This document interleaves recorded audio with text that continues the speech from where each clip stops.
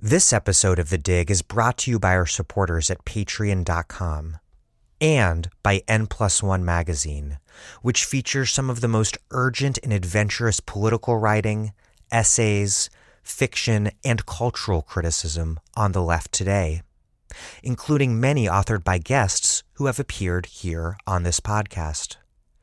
N+1's new issue, Savior Complex, is now available in print and online, and is full of great pieces that are perfect for Dig listeners like you. One that you might like is Keeanga-Yamahtta Taylor's Predatory Inclusion, an excerpt from her new National Book Award nominated Race for Profit.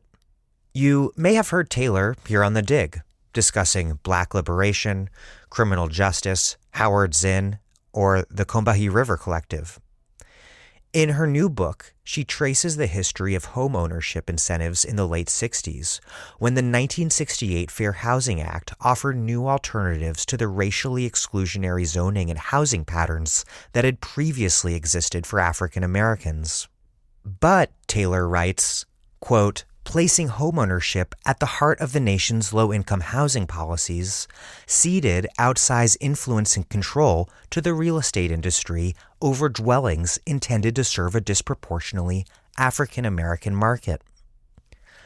Taylor demonstrates that the real estate practices that emerged, in tandem with the fraud and conspiracy at the heart of the Federal Housing Administration, were coercive, regressive, and continued a pattern of racist housing policy that persists today. Taylor writes, quote, the assumption that a mere reversal of exclusion to inclusion would upend decades of institutional discrimination underestimated the extent to which the housing economy was organized around race and property. This month, Dig listeners can take 25% off a year subscription to N+1. Go to n+1.com/thedig to subscribe and enter The Dig, one word, at checkout. You'll get 3 issues plus full access to the magazine's online archive and free entry to readings and events, all for less than $3 a month. That's NPLUSONEMAG.com/thedig.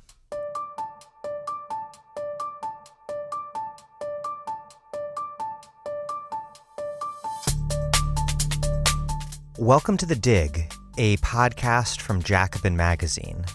My name is Daniel Denver, and I'm broadcasting from Providence, Rhode Island. American exceptionalism is the notion that this country represents a geographical and historical anomaly, free but also powerful, equal but also prosperous, that the United States is the exception that sets the standard and makes the rules. Exceptionalism has deeply shaped relations amongst the nations of this hemisphere, offering a ready ideology for imperial intervention and a noxious pretext for economic inequality. But the disparities that divide the Americas are real and significant. The U.S. has long sat atop a global and regional order that consigns much of Latin America to the export of primary goods. The U.S. has subjected country after country to violent intervention, supporting oligarchs from El Salvador to Chile, crushing left revolts that hope to overthrow the U.S.-led order and build something new in its place. This state of affairs is so pervasive that it has come to seem natural, inevitable, as inescapable as it is unfortunate. My guest, Joshua Simon, casts this normal-seeming present as strange by recounting its history. The United States and the nations of Latin America began their independent lives in remarkably similar circumstances. British and Spanish America were both settler-colonial projects, and it was settler elites who led independence movements and toppled European imperial rule throughout the hemisphere. The revolutions that we celebrate today, from U.S. to Argentina, were not launched just to secure freedom, but to secure freedom of a particular sort. The freedom to maintain the privileges and dominance that criollos, or creoles, the descendants of European settlers born in the Americas, enjoyed and exercised over the black and indigenous people their predecessors had conquered and exploited for centuries.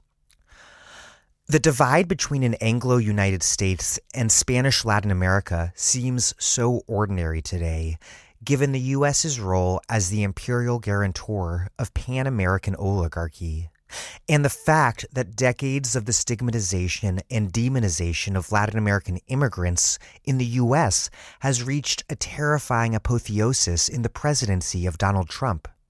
In so many ways, the U.S. has become defined as not Latin America.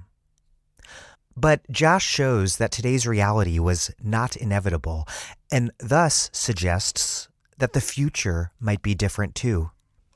Since we are stepping so far back in history and looking at so many different places across the Western Hemisphere whose shapes and names have changed over the years, I want to provide a quick guide to the interview.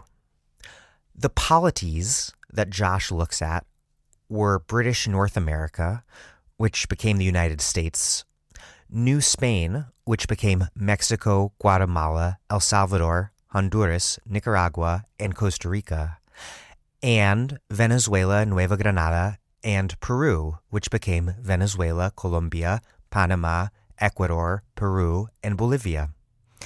And Josh looks in particular at three Creole leaders: Alexander Hamilton in the United States, Lucas Alemán in Mexico, and Simón Bolivar in what was briefly a Gran Colombia, covering much of northern South America. In all of these cases, Josh argues, British and Spanish America in the late 18th and early 19th century were both led by Creoles occupying a similar social position. And so, whatever their particular philosophical tradition, and whyever they thought they believed what they believed, they shared a worldview guided by a drive to cast off European rule from the outside while securing their own elite rule on the inside. Hamilton, Alemán, and Bolivar all believed that this required a project of expansion and federation to build states strong enough to hold their own in a world system run by European empires. Hamilton, Alemán, and Bolivar all wanted the same thing. But in retrospect, only the United States built the empire that it wanted. As I discussed with Adam Getachew last week, anti-colonial nationalists from across the Black Atlantic counterintuitively looked to the U.S.'s success as a model for their own dream of using federation to achieve decolonization. But as Adam noted, it's an awkward model to embrace given that the U.S. used federation to make empire. And because that, in turn, reflects a seeming tendency for expansive polities to be centralized and undemocratic ones. What Josh shows is that the United States' neocolonial rule over Latin America was born in a clash that was not initially between the colonizer and the colonized, but rather between rival settler-colonial projects. If we want to decolonize the Americas today, this is useful history to understand.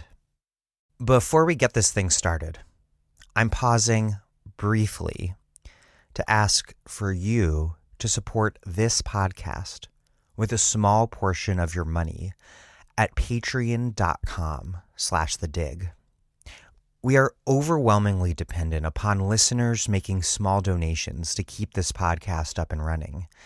That's how The Dig can be my full-time job and how I can pay the people who help make the show happen every week. The main reason you should support this show is because we are dedicated to making it free to everyone, regardless of their ability to pay. And that's because the point of the show is to help all of you all over the world listening to it to better understand the world in order to change it. But that said, we also have free left-wing books to send you in the mail as a thank you for your donation, including an exceptional new book written by 4 past Dig guests that comprehensively explains the politics of both the climate crisis and of overcoming it. A Planet to Win: Why We Need a Green New Deal by Kate Aronoff, Alyssa Battistoni, Daniel Aldana Cohen, and Thea Riofrancos. If you rely on us for analysis, please know that we, in turn, rely on you for your support. And so please, support us with whatever you can. That's patreon.com/thedig. Okay, here's Joshua Simon, a professor of political science at Columbia University and the author of The Ideology of Creole Revolution: Imperialism and Independence in American and Latin American Political Thought.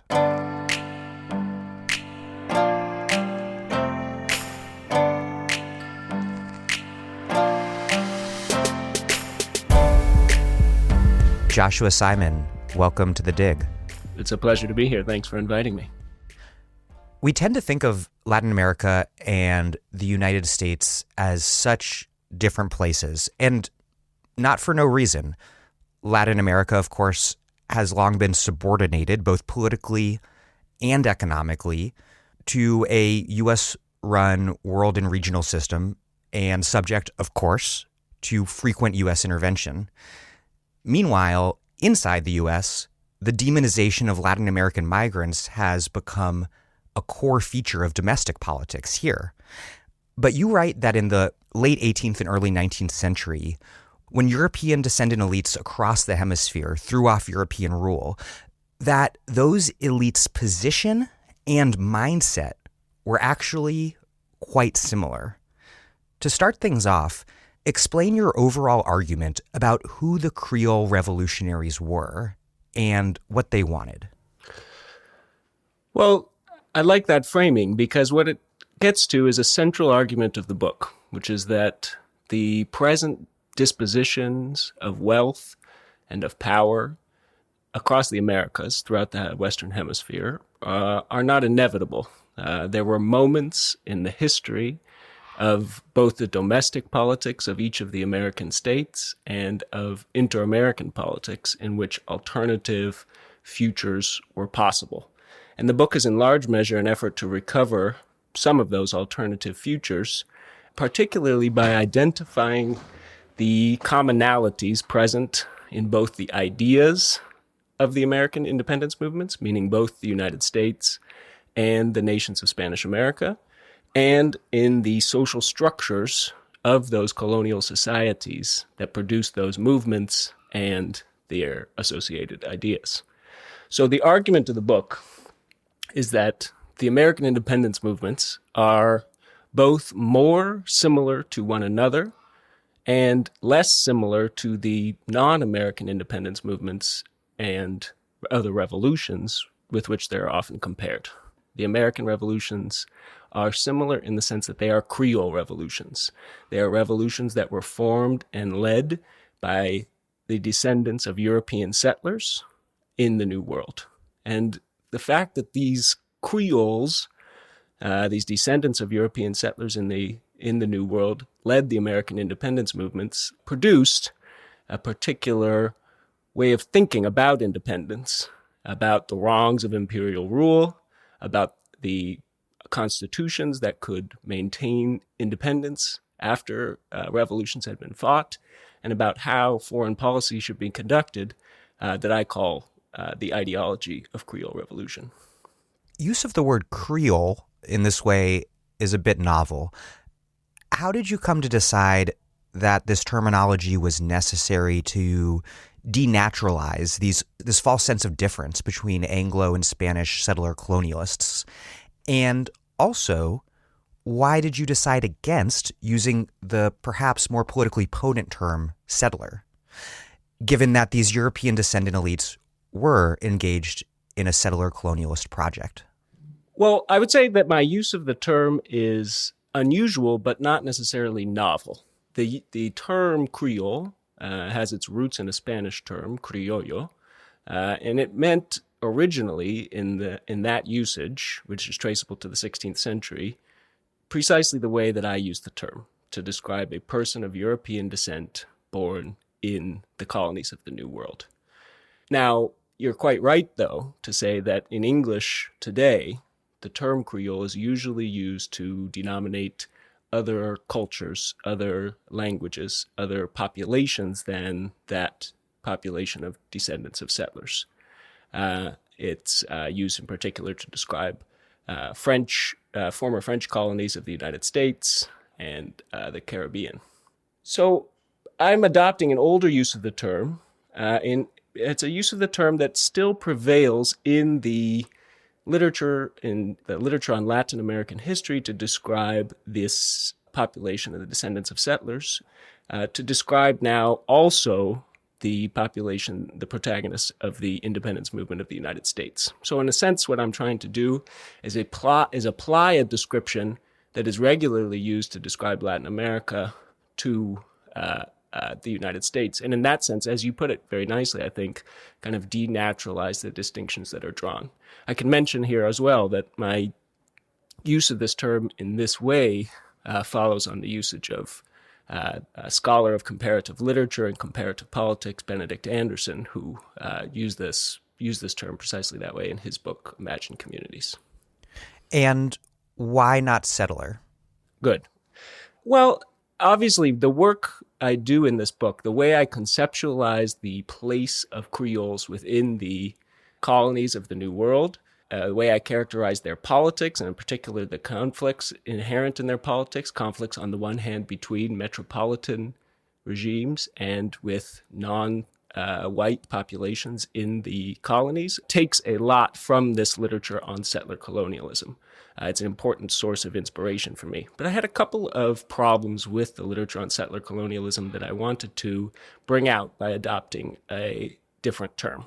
The first problem maybe is that in many respects, that literature on settler colonialism incorporates some of the divisions, some of the limits that I'm trying to overcome. So that term settler colonialism is most frequently applied to the former British colonies of the United States, of the Antipodes, Australia and New Zealand, to South Africa in particular, and occasionally to settler colonial projects elsewhere in the world, particularly perhaps in Palestine. And although the Spanish colonies of the New World also settled enormous populations of Europeans, also involved conflictual relationships between the Spanish metropole and the indigenous and Afro-descended populations of the New World, the Spanish colonies are rarely grouped into this heading of settler colonialism, rarely described using that framework. So I wanted to kind of signal, again, a break with these frameworks that divide the Americas, that strongly distinguish the processes that are taking place in these independence movements, by adopting a term that could be applied equally to both rather than one that is applied usually only to the Anglo portions of the world. I think one more perhaps substantive reason, less invested in the literature, is that these populations that I'm describing, these Creole revolutionaries, they are settlers, yes. They are descendants of people who crossed the Atlantic, descendants of people who expropriated indigenous land, and they themselves were engaged in projects of territorial expansion, expropriation. But they were at the same time defined by the fact of their transatlantic birth and several of the kind of institutional constraints they encountered, constraints upon the positions they could occupy within the governments that ruled them, constraints that they encountered in social and economic interactions, were consequences precisely of having been born on the other side of the Atlantic. And so I find Creole captures really the kind of contradictory qualities of the institutional position that these thinkers and insurgents, patriots, that I'm trying to describe. I want to talk about the three particular Creole leaders that you focus on in the book and the different thinkers they were drawing on to give people a sense of what we're going to be talking about for the rest of the interview. In what becomes the U.S., we have Alexander Hamilton, who was most of all inspired by the Scottish philosopher David Hume, who was extremely pessimistic about particular interests in politics ruining the general interest. And then in South America, Simón Bolivar drew on classical Republican philosophy about freedom requiring non-domination. In New Spain, which became Mexico, there was Lucas Alemán, who looked to Edmund Burke, the archetypal conservative critic of the French Revolution, who warned against the chaos unleashed by massive changes to the social order. How was it that each of these leaders were inspired by these different philosophers, yet articulated such similar proposals? Yeah, part of what I am attempting to establish in this book is that the ideas that animated the independence movements in the Americas are reflections of the institutional circumstances that the protagonists, these creoles, found themselves in the late stages of European rule of the New World. And in order to establish that, in order to argue that it's this institutional situation that causes them to think in the way that they did, I tried to separate out what other people encountering these ideas might argue are potential causes of the ideas that I describe. So, one potential source of influence, of course, is precisely intellectual influence. What philosophers, what figures were the leaders of these independence movements reading? What concepts were they using? What ideas were they invoking as they made their arguments concerning the wrongs of imperial rule, concerning the best forms of constitution for newly independent societies, and concerning the foreign policies that these new nations should adopt? And what I want to show, essentially, is that some of the reason why we've had trouble in debates about is the American independence movement a liberal revolution or a Republican one, and so on, are because there were diverse sources of philosophical influence at play in the Americas in the independence movements. And different figures who participated in these independence movements drew upon distinct intellectual traditions. So one of the factors that played into my choice of these three figures is precisely that they were influenced by very different intellectual traditions, different European intellectual traditions. And as you say, yes, Hamilton, a student of David Hume and more broadly of the Scottish Enlightenment, concerned with how institutions shaped the interests of the people who lived under them and how institutions might serve better or worse in their ability to channel fundamentally self-interested actors to pursue a common good, despite the fact that their individual interests were paramount drivers of their own behavior. By contrast, Simón Bolivar, influenced by a tradition of classical republicanism, I wouldn't necessarily use the term non-domination. It's a sort of a later description of that tradition. For Simón Bolivar, classical republicanism meant fundamentally that the drivers of political flourishing or political ruin were the virtues or vices of the leaders and the led, the rulers and the ruled. And to the extent that virtue could be cultivated, virtuous leaders arise and rule virtuous populaces, societies would flourish. Meanwhile, the converse of virtue, corruption, would lead to the dissolution, destruction, and disappearance of political societies. And these were the fundamental terms in which he discussed. Is it Republican in the sense not of non-domination, but of independence versus dependence and the virtues related to those two? Yes, absolutely. The relational statuses? The ideal for the classical Republican tradition that Simón Bolivar drew upon was independence, resisting subjection to foreign rule, which was a problem in the Greek city-states that kind of gave rise to this mode of thinking, which was a problem in the Italian city-states that refined that mode of thinking, and which was obviously a problem in the colonies of the New World. Gaining and maintaining independence is the ideal. And as you say, Luca Salomon finally deeply influenced by Edmund Burke, and by this kind of, yes, archetypal, but similar, but still subtle conservatism, which is not averse to all forms of change, but is deeply averse to radical revolutionary change, and both of the kind exemplified in the French Revolution and for Luca Salomon in the insurgency, the indigenous and mixed race insurgency that preceded the independence of Mexico. So the argument then is that despite these distinctive intellectual influences, despite the different languages they spoke in, the different concepts that they drew upon, the different ideals, really, that they thought that could be pursued in politics, we still nonetheless see these three figures converge upon very similar accounts of the wrongs involved in empire, in European imperial rule of the Americas. We see them converge upon similar recommendations as to what forms of constitution might best preserve the newly independent states of the Americas against both external and internal threats. And we see them converge upon similar accounts of how these new nations should relate to one another and to the rest of the world. And the argument then is that that convergence, those similarities, must be a reflection of the institutional position that they shared rather than of the intellectual influences that distinguish them.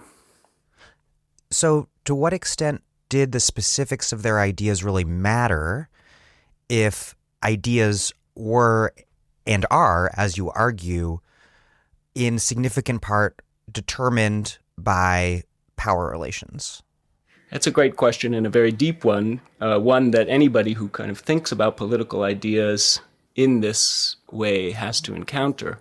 I think political ideas matter in the sense that I would never suggest that the arguments that they make are identical, that their ideas are the same. And I spend quite a lot of time tracing, actually, the influence that we can see of these distinct intellectual traditions in the ideologies that emerge from Alexander Hamilton in the United States, from Simón Bolívar in Venezuela and Colombia, and from Lucas Salomón in Mexico. So these different intellectual traditions definitely lend different flavors, different colors, at times very different arguments to their thinking and to their actions.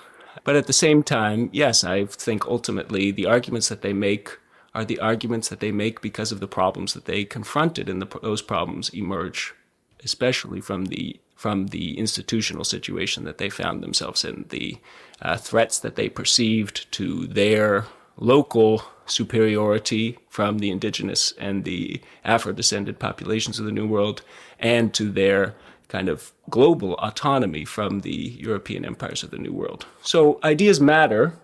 They definitely influence the way we think and talk and act, but at the same time, they matter always in a way that is refracted through the institutional circumstances in which political thinkers use, deploy, adapt existing ideas to serve the purposes that they find themselves pursuing. Your argument that ideas and ideology emerge out of conflicts over power means that the contradictions within those ideologies aren't so much a puzzle for us to solve, but rather a reflection of broader institutional and political economic contradictions. You write, quote, "Contradictions are not a result of the ideas themselves, but of the interests that they were developed to defend, and of the institutions that structured those interests." To what extent is your analysis a Marxist one in terms of your analysis of ideology, and to what extent does it depart from a Marxist analysis?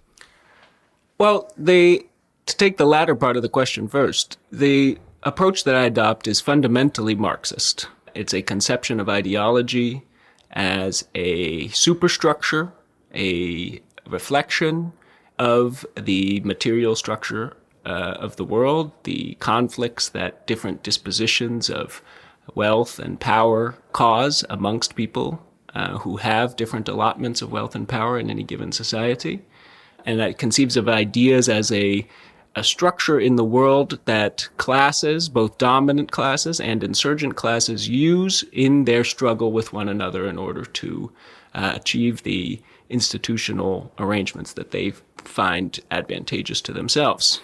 But I introduce certain revisions to the classic Marxian analysis of ideology that I think makes it more flexible in general, and in particular makes it capable of capturing the classes at conflict in the independence movements of the New World, and thus of explaining the ideas that emerge from those independence movements.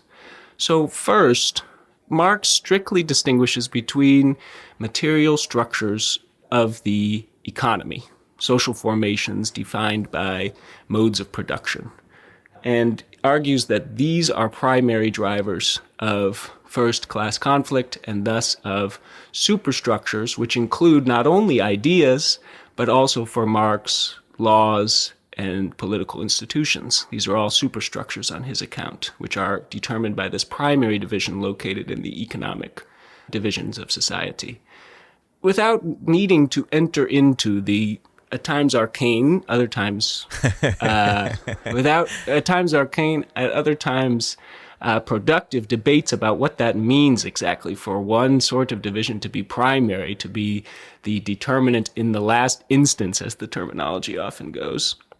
I argue that for purposes of explaining the conflicts in the independence movements in the Americas, for purposes of explaining those ideas, it is helpful to relax that assumption of final instance determination by classes defined by their relation to the means of production, and instead allow political institutions, and in particular the institutions that comprised European imperial rule of the Americas, to create class divisions and to drive class conflicts. So I have in mind here institutions that allotted power between political assemblies in the metropoles, in London, in Madrid, in Sevilla, at different points, and the capitals of the colonies of the New World. I have in mind here institutions that divided power between and different kinds of inhabitants of the colonies of the New World, between Creoles, the descendants of European settlers, and Peninsulares, or Spaniards who had traveled to the New World, or Britons who were present in the New World as colonial administrators or traders, and also between Creoles and African-descended populations, including enslaved populations and free populations of Afro-descended peoples, and between Creoles and indigenous populations of the New World and mixed-race populations of the New World. So we have in mind here institutions that create these divisions, which are not primarily, or in the last instance, related to the means of production and to the economy, but are fundamentally political. And that is one fundamental revision that I make to Marx's account of ideology. The other one, which really just follows on some Marxian social science, though not necessarily anticipated by Marx himself, is to argue that we can't always think of class divisions as binary and polarized. Class societies are not necessarily always divided between a ruling class and a ruled class. Marx himself anticipated this in his actual descriptions of most societies, but much of his kind of analytic framework seems to suggest a polarized binary conception of class conflict. In part, that's because that's what he saw emerging in front of him. That's right. And he thought that capitalism, more than anything, clarified all these class fractions and was more and more resolving these European societies into class societies divided by a polarized binary class structure. And he was right that in 19th century Europe, that capitalism did seem to be doing that in dissolving the middle class, but little did he know the role that the middle class would play, say, in like mid-20th century American capitalism. That's exactly right. And so in order to account for the position of the middle class in mid-20th century American capitalism, several Marxist social scientists especially Eric Olin Wright, described this idea of a contradictory class location, of a social class that is in some sense a member of the ruling bourgeois capital owning class and is in other senses a member of the proletariat working class. And Eric Olin Wright had in particular kind of middle management, maybe professionals, people who were difficult to classify as either bourgeois or proletarian, capitalist or labor. But I find that concept very useful in describing the social position of Creoles in the European empires of the New World. Creoles were, in a way, settlers. They were the kind of advance guard of European imperialism in the world. They were invested in the project of spreading European empires across the Americas. But they were, in another sense, colonized. They were subjected to European imperial rule. They were denied access to certain political positions, certain social opportunities, economic opportunities, and they deeply resented those exclusions and limitations on their lives. So they occupied precisely this kind of contradictory class position. They were neither colonizers nor colonized, but in some sense both.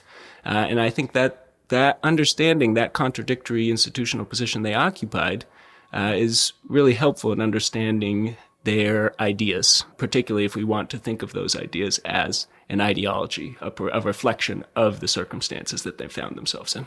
Yeah, because those two positions that they found themselves in deeply informed one another. It was their very elite status within American society that fueled their resentment at being subjected to rule by overseas elites. That's exactly right. And many of the features of that rule that they were most concerned to contest are features that threatened their predominance, their elite status within the colonies themselves. So threats that included imposed limits upon their ability to take new land, threats that imposed limits upon their ability to exploit the labor of indigenous or African-descended populations, policies that seemed to blur the lines between the European-descended and the indigenous or Afro-descended populations of the New World. The Spanish regime was, in moments of penury, in moments of budgetary crisis, sold certificates that attested to the purity of blood of their bearers, and thus allowed non-white inhabitants of their colonies in the New World to claim the privileges of whiteness. And this was These are the pardos, or free mixed race Americans. That's right. So they would sell these certificates, cedulas, that attested to whiteness. And this practice of selling whiteness was perceived by the Creole populations of Venezuela in particular to be a really deep threat to their social position, that it promised to undermine the privileges that they enjoyed precisely on the basis of being a European-descended population. And so these independence movements are, throughout the Americas, efforts to halt, to roll back policies that would undermine the privileged position that these Creoles enjoyed in their colonies. You write the result of these contradictions was an ideology of anti-imperial imperialism. And Bolivar sets it out succinctly. Quote, "We are neither Indians nor Europeans, but a species midway between the legitimate owners of the land and the Spanish usurpers. Being American by birth and Europeans by right, we must both dispute the claims of natives and resist external invasion. Thus, we find ourselves in the most extraordinary and complicated situation." And Bolivar also argued that under Spanish rule, Creoles, quote, "were not only deprived of their freedom, but also of an active tyranny." Explain this ideology a little more and why they had, almost necessarily because of their position, had to embrace a form of anti-imperialism that actually required imperialism, an active tyranny of their own. Those are just lovely quotes. In a powerful sense, Bolivar recognizing in this moment the situation that he faced. It's not by happenstance, I think, that particular quote appeared for the first time, Bolivar actually repeats that phrase, species in between, in a couple of different writings. But it appears for the first time in 1815 in a piece that is called the Jamaica Letter. It's a newspaper article. It was originally a private correspondence, which was later published as a newspaper article, in which Bolivar recounts why an effort to achieve independence in the northern part of South America has failed. His revolution has been rolled back, and it was rolled back in particular by this Lance cavalry force that was comprised of Pardo, or mixed race inhabitants of the eastern plains of Venezuela. And so Bolivar is struggling to explain what has gone wrong, why the revolution has not succeeded, why Venezuela is not independent but has been once again subjected to Spanish rule. And he recognizes this extraordinary and complicated situation, that he is fighting this revolution on behalf of a species in between, a colonial elite, which is simultaneously dominant in its local context and dominant specifically over populations who might object to their gaining more power, who see nothing to be gained actually in the rise of Creoles to total sovereignty in these colonies. After all, Creoles had rioted against the Spanish abolition of the encomienda, or the right to forced indigenous labor. I mean, they have a lived experience of what Creole rule. That's absolutely right. And even more proximately, had lived themselves under Creole rulers throughout the period leading up to the independence movement. So the idea of independence was very ambivalently received, at times very actively opposed by the non-Creole populations of these colonies, and not just the Spanish and not just the British populations, but the enslaved and free African populations and the indigenous populations. So this idea, anti-imperial imperialism, with that idea, I try to capture what I see as the central contradiction in the ideology of Creole revolution. And it's a contradiction that you can see reflected in the various phases of these independence movements, so that you have accounts of the wrongs of imperialism which indict not empire itself, not just rule in a hierarchical, differentiated fashion, but hierarchies and differentiations that limit the prospects of Creoles in particular, and that abridge the rights of Creoles in particular. And you find constitutions that, even as they seek to empower, claim to be based on popular sovereignty, seek to empower populations to make the rules by which they rule themselves, impose strong limitations upon the populations in order to preclude excessive influence from the heterogeneous populations that actually comprised the New World, the Americas. And you see foreign policies, approaches to foreign policies that make empire a tool of maintaining independence. So that Bolivar, another famous phrase of Bolivar's when he's contemplating leading his army, comprised mainly of soldiers from New Granada, which is now Colombia, into Peru.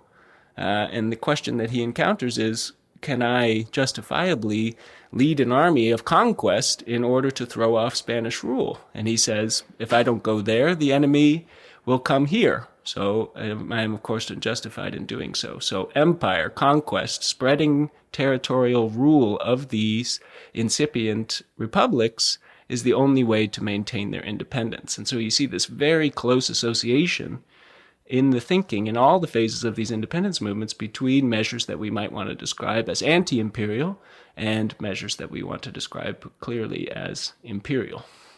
Creole leaders, in other words, were certainly not arguing or fighting for what we might today conceive of as decolonization, which would have meant an end to the settler-colonial project. Is it fair to say that they were arguing and fighting for an intensification of that settler-colonial project under Creole leadership? Or is that too simplistic an account, or does it kind of depend on what part of the Americas we're talking about? I think it does depend. And I do think that something important would be lost in our account of these ideas if we wrote them off as entirely efforts to intensify, radicalize the colonial project. The anti-imperial aspect of these ideas is also important. The invocations of accounts of rights, invocation of accounts of institutions that incorporated more popular participation, the notion of a international politics of solidarity against imperial rule. These are not just decorations. They are integral aspects of the ideology of Creole imperialism. They are deeply in tension with other aspects of that ideology, but they are not completely hollowed out by that tension. They are not completely evacuated of their emancipatory, egalitarian tendency by their coupling with these, at times different and at times opposed tendencies in these revolutions. So I think it would be overstating the case to say that this is always and everywhere an attempt to intensify the settler-colonial regime, not least because these Creole revolutions put these ideas into the air that critics precisely of their regimes could mobilize in order to attack features of the regimes that the Creoles established, so that some of these famous invocations of rights and so on would later be taken up, adapted, and mobilized to attack precisely the kinds of exclusions, limitations that Creoles sought to impose upon the non-white inhabitants of the New World, of the Americas. In terms of that tension, perhaps the core ideological contradiction there is that Creole revolutionaries justified their revolt both on the basis of their particular rights as the descendants of European peoples and also through this appeal to universal rights that might perhaps seemingly apply to, well, everybody. Why, if these elites' needs and interests were so particular, did they feel the need to articulate a universal politics? And what were the implications of these Creole elites declaring independence on behalf of a we they did not, in fact, represent, but in fact often oppressed? I think that many of these famous invocations of universal rights, the famous invocation that decorates the Declaration of Independence in the United States, and that you can find in declarations of independence written throughout the Americas, invocations of similar ideas about rights of man, inalienable rights that are common features of the revolutionary discourse in this period, again, are not empty. They were heartfelt, they were sincere, they were reflections of the intellectual traditions that these Creole revolutionaries drew upon. They were ideas that they endorsed, but there are, as you say, all of these interesting moments when these ideologues of Creole revolution are kind of pushed on, well, what do you exactly mean? So there's this particularly interesting episode, actually, in Mexico. The figure who I study, Lucas Alamán, is present in a constituent assembly who's debating rules for the franchise, who will be enfranchised to vote in newly independent Mexico, and debates about universal manhood suffrage versus debates about other forms of limitation based on property or based on racial purity are being debated. And these ideas about universal rights are being invoked. And Lucas Alamán pushes back very strongly on that idea and defines an alternative source of the rights that grounded the independence movements and that should animate the constitutionalism of the newly independent regimes. And that source of rights was specific to the Creole populations of the New World. So a discussion then turned to and this is common in North America, in British North America as well, to the compacts that are concluded between the Spanish monarchy and the conquistadors of the New World. Concessions made to the conquistadors and their descendants. Concessions concerning rights to rule indigenous populations, rights to exploit the labor of indigenous populations, rights to exploit the labor of African populations. As a reward for the conquest that they've perpetrated on behalf of the crown. Exactly. So when you see push comes to shove, when the universal rights claims are challenged, when their implications are actually drawn out, Creoles often fell back upon these alternative conceptions of rights which were grounded in the conquest of the New World, that our forefathers won the rights that we are now claiming by crossing the Atlantic. They carried rights with them across the Atlantic as Englishmen and as Spaniards, and they won new rights by overcoming the indigenous populations of the New World, by staking claims to these territories. And it's on those rights that we contest the policies of the present Spanish regime, that we contest the policies of the present British regime, and it's those rights that we fought this war for, and it's really those rights that we need to write constitutions now to protect. So you had this kind of middle ground staged between a universal conception of rights borne by people as people, and a kind of very particular conception of rights borne by kind of individuals on the basis of their own biographies. A middle ground was staged of rights borne by Creoles, specifically as the descendants of the conquerors of the New World. One of your core points is that Anglo-North American and Spanish Latin American revolutionary leaders initially did not want independence at all, but rather they just wanted to be treated on par with their compatriots in the motherland. In fact, the Anglo-American criticism was initially not lodged against the king, but against Parliament, which represented only people in Britain. And so Anglo-North Americans wanted more monarchy because parliamentary rule subjected Creole elites to enslavement by British elites, whereby the monarch would be a more neutral force representing all of the empire. In New Spain, Creole leaders like Alemán wanted representation similarly on par with Spanish elites.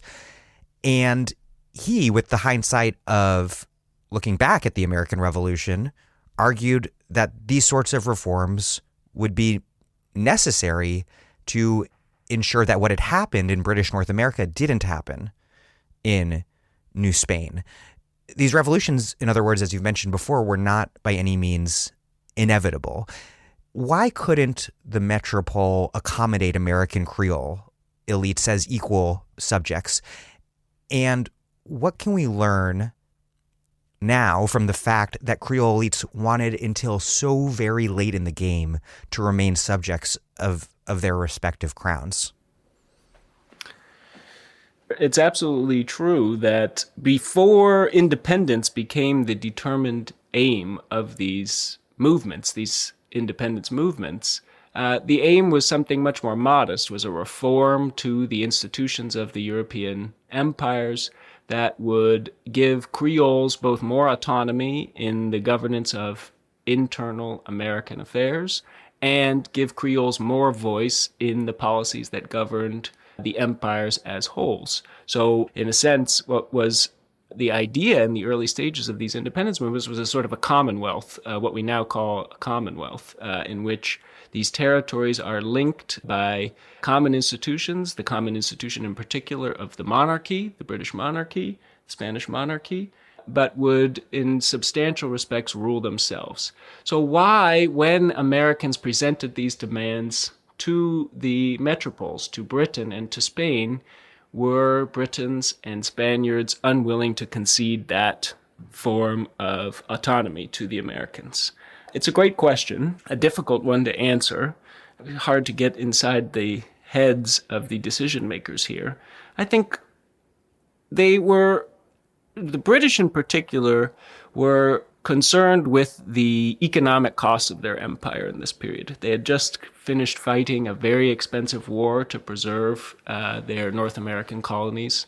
They were expanding. And British North Americans were very proud of their contribution, but the British Crown and Parliament were not actually so impressed. Right, exactly. Well, yes, American colonists had thought that they had kind of tipped the balance of the war, but the British were more prone to emphasizing the hesitation with which American colonists joined the British forces and the hesitation with which colonial assemblies appropriated funds to support the war effort.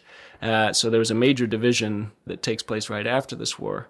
And the British become convinced that the only way to make their empire profitable, the only way to make it stable, against the threats that it was facing in primary part from other empires operating on the North American continent was to not give greater autonomy, but the reverse, to impose greater, more stringent imperial oversight of these colonies. So that was their evaluation of the situation, and I think that is the source of their resistance to ideas about Commonwealth solutions to this American problem. In Spain, you have an interesting development as well. A just wildly chaotic situation. That's right. In Europe. That's right. Napoleon marches across Spain, ostensibly to deal with the British in Portugal. But while he's there, he deposes the King of Spain, installs his brother as king, and really causes a chaotic situation, famously depicted in those Francisco Goya paintings of the Spanish resistance to Napoleon's rule, of just these dark scenes of slaughter and execution. So there, the Spanish, in efforts to organize this resistance to Napoleon, to the rule of Joseph Bonaparte, call an assembly, and they take the extra step of inviting participation from the Americas, from the Spanish colonies of Spain in the Americas. That's how they view it, that they're actually being inclusive. That's right. They were being more inclusive than Britain, and that was very self-conscious. You had commentators both in Spain and in the Americas saying, well, look, this is how Britain lost their empire, by refusing to concede any representation to the Americas in their metropolitan assemblies. So Spain here is taking this very pragmatic concession, giving the Americas some representation in order to head off precisely the kind of resentment that results in the independence of the British colonies in North America. But the Spaniards are unable to kind of go all the way.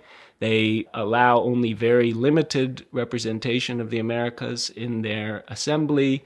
This ends up, I think, if anything, kind of heightening the resentment that these Creole populations felt, and ultimately driving politics in Spanish America in a very similar direction towards independence. So while I can't tell you definitively why Britain and Spain were unable to seize upon this opportunity to maintain their empires by fundamentally reorganizing their institutions, it seems to have been fairly consistent, impossible for them to imagine that kind of solution to the problem.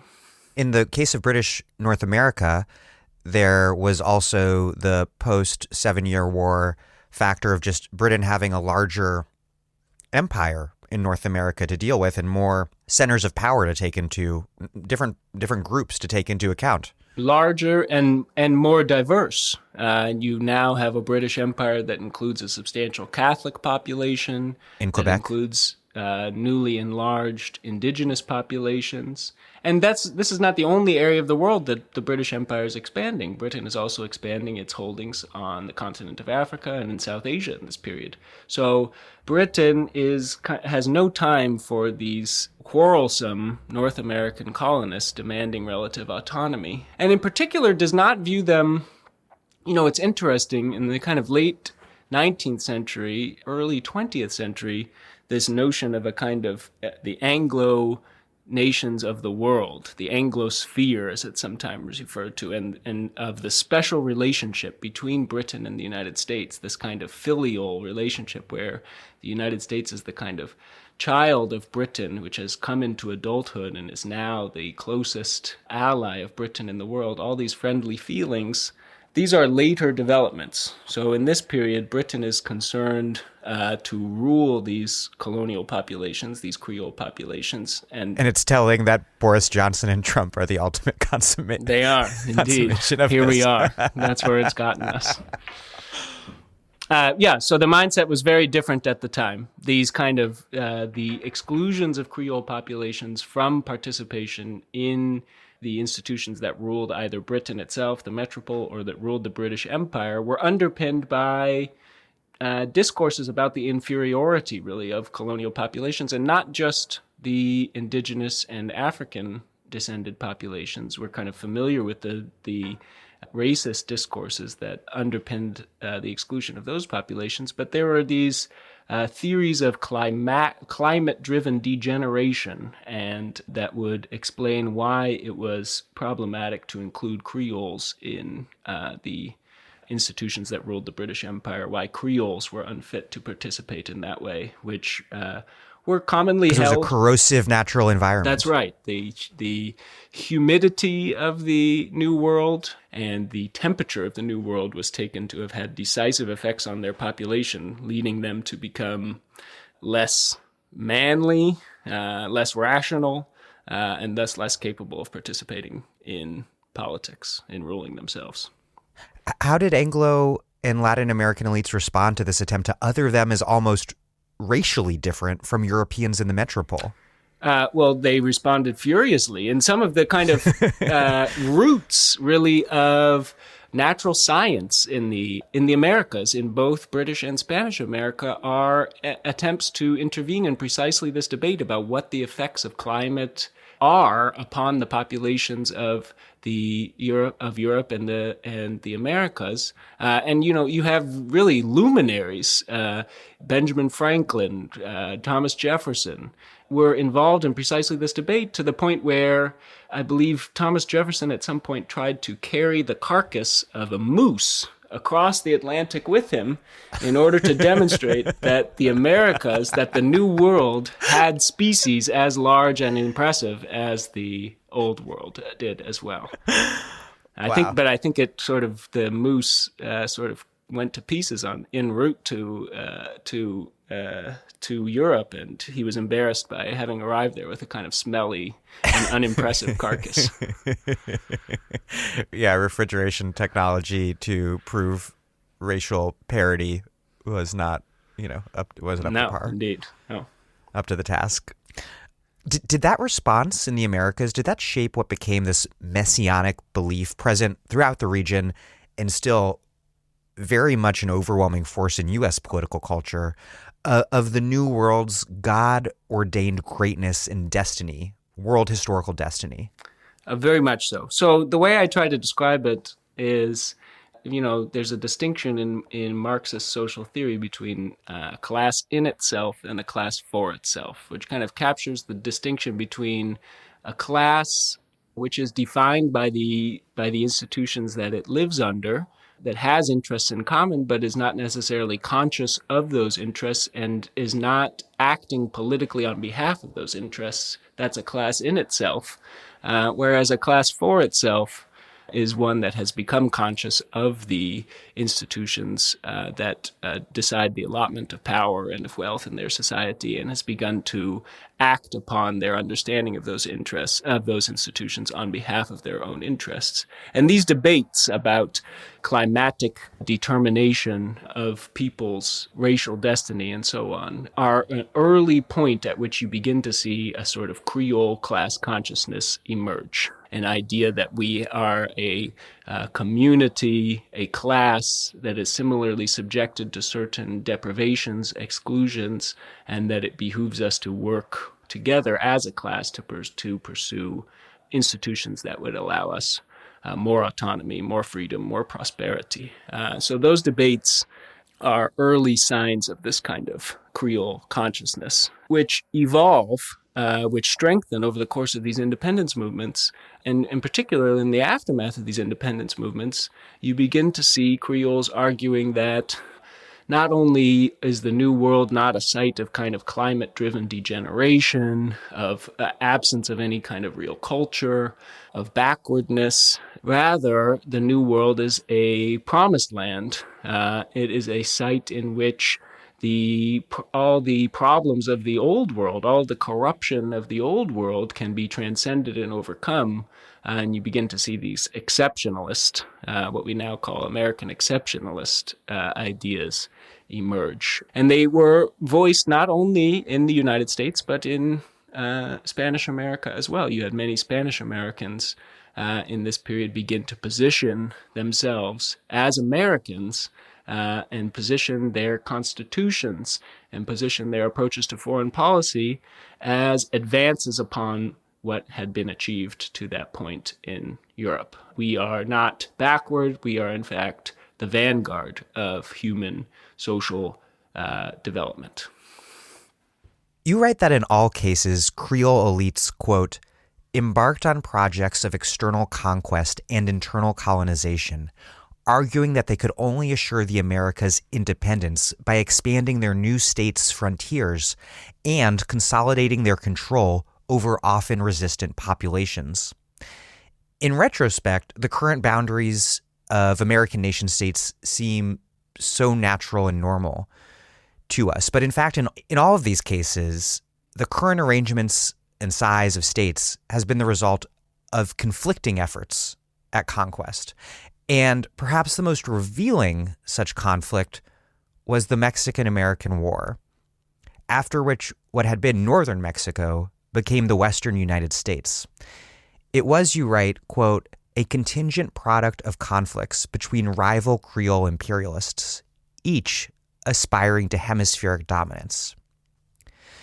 The U.S. conquest of northern Mexico was no doubt a viciously violent and racist land grab, but what the Mexican nation state hoped to do in the region was not very different if one looks at it from, say, the perspective of indigenous people who lived there. How does putting Mexican and U.S. politics together at the center of the analysis force us to rethink what transpired, not in any way to lessen what the U.S. did, but to reframe the conflict beyond the confines of an imperialist U.S. and a victimized Mexican nation state? Yeah, no, I find that this episode one of the most kind of fascinating ones to rethink from the perspective that's opened up by treating these independence movements as Creole revolutions, as fundamentally similar in this respect, rather than thinking of them kind of backwards from the present dispositions of power, of territory, of wealth, to try to find the kind of origins of that. So just to set the stage, when Mexico becomes independent in 1821, it does so as an entity that describes itself as the Empire of Mexico. And the territories that are claimed by the Empire of Mexico in 1821 include not only the present-day territories of Mexico, but also the territories of the 5 states of Central America, Guatemala, Honduras, El Salvador, Nicaragua, and Costa Rica, and much of the western United States. So it's an immense territory corresponding to this administrative unit, the Viceroyalty of New Spain, at the time that Mexico becomes independent. And you can trace debates, and I do so in particular because the figure who I focus on, Lucas Alamán, was at several points in his career held the office, it was called the Minister of the Interior and the Exterior. It's kind of was a combined foreign policy and domestic policy post. And amongst his responsibilities was to produce each year... It was Minister of Relations. Minister of Relations, Interior and Exterior Relations. That's right. So amongst his responsibilities was to produce a report each year on the activities of his ministry. And one of the primary activities that he was engaged in, because it was one of his major concerns, was to strengthen the hold of the Mexican state upon the northernmost territories of Mexico, which were very sparsely inhabited by people who understood themselves to be Mexicans. These were territories inhabited by indigenous people, and primarily who did not... But with a bunch of Anglo settlers. Well, that's right. In particular, the territory of Texas, eventually Texas, was bordered on the United States after the Louisiana Purchase, and you had these Anglo settlers continuously crossing over illegally. So these are illegal immigrants from the United States to Mexico, and they were crossing the border with slaves. They were slaveholding. They were bringing their slaves into the territory of Mexico and using those slaves to grow cotton for export. Where slavery was illegal. Well, that's right. Mexico had abolished slavery in 1824, but it was really very poorly enforced, the abolition of slavery, particularly in these northern territories. But amongst the efforts that Lucas Alamán undertook to consolidate Mexican hold on this territory was to try to enforce more stringently the abolition of slavery within Mexico. And the primary opponents of that policy were precisely these Anglo settlers. So in a sense, we see a Mexican state that pursues a policy that in retrospect looks admirable, but it was really pursued in some senses strategically in an effort to consolidate Mexican hold on this territory. And as you say, Mexico was strongly concerned to hold on to its claims on this territory, including in the face of the indigenous populations that had lived there for a much longer time and who felt no particular affiliation with the state of Mexico. So the state of Mexico is in this period also engaged in extensive military confrontations surrounding its missions in this northern part of their territorial claims as against these indigenous populations, in particular the Comanche Empire, which was itself a very formidable force and threatening Mexican ability to control that territory.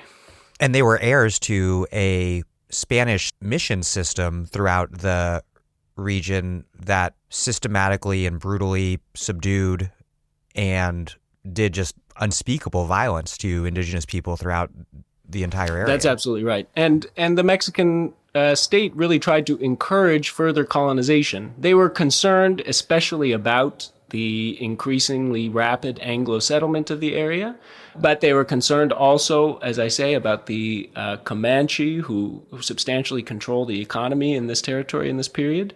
And so they undertake very conscious efforts to stimulate migration and settlement by not only Mexicans, but they have inducements, territorial and financial inducements to European populations, in particular to populations from Catholic countries in Europe, to migrate to Mexico and to begin to colonize the northern parts of Mexico, this very sparsely inhabited part of the territory. And of course, all of that colonization would come explicitly at the expense of the indigenous populations that inhabited that region. So you had a Mexican state that's engaged in a project of colonization. We can call it internal colonization since it's within territories that they already, at least formally, claimed as part of their state, an effort to displace the indigenous populations, an effort to forestall other attempts at colonization, in particular by Anglo settlers flowing from the United States. And it's really this conflict between these two settlement projects, one settlement project coming northward from the more densely populated parts of Mexico towards its more sparsely populated parts, and another one coming westward from the more densely populated parts of the United States towards the sparsely populated western regions that come into conflict in this region. And it is efforts by these Anglo settlers to resist the Mexican state's efforts to enforce the abolition on slavery, eventually to enforce various restrictions on the weapons that can be brought into these territories, that inspires first the autonomist and then later the independence movement of Texas, and eventually it's the territory of Texas that inspires the Mexican-American War, which in the course of it sees the United States occupy Mexico City and impose really fairly ruinous terms upon the Mexican state. But I think... And it's a viciously violent war full of... That's right. It is extremely violent war animated by some really despicable racial ideologies. But I think it's very interesting, if you had asked somebody in 1800, what if the United States and Mexico went to war? What would happen? I don't think many people in 1800 would have said, oh, the United States will roll over the Mexican armies, right, will occupy Mexico City, and will impose whatever terms of peace it wants upon Mexico City. In 1800, New Spain was an immensely profitable colony, was sending millions of dollars of silver and gold back to Spain every year, while the colonies of British North America were nowhere near as economically productive and thus nowhere near as potentially potent as a military force. So the actual outcome of the Mexican-American War, while in retrospect it kind of looks like the first inevitable stage of this growing menace of North American imperialism throughout the rest of the Americas, at the time, it was the contingent outcome of these two projects of Creole colonization in which the United States seized an advantage and for several reasons was able to press that advantage at the expense eventually of its fellow Creoles in Mexico. Stepping back to include the hemisphere as a whole, or not quite a whole, but more of it, all of these Creole elites wanted to build empires, but only the United States succeeded. Why did the U.S. settler-colonialist project succeed where their Latin American counterparts failed? It's another one of the most interesting features that I'm able to bring out to emphasize in this account, which is to say that one of the central features of Creole constitutionalism and eventually of Creole foreign policy was the idea that these newly independent former colonies would be safer, would be more insulated against the threat posed of European reconquest to the extent that they were able to combine their efforts in very specific ways, building institutions in order to organize that solidarity amongst the former colonies.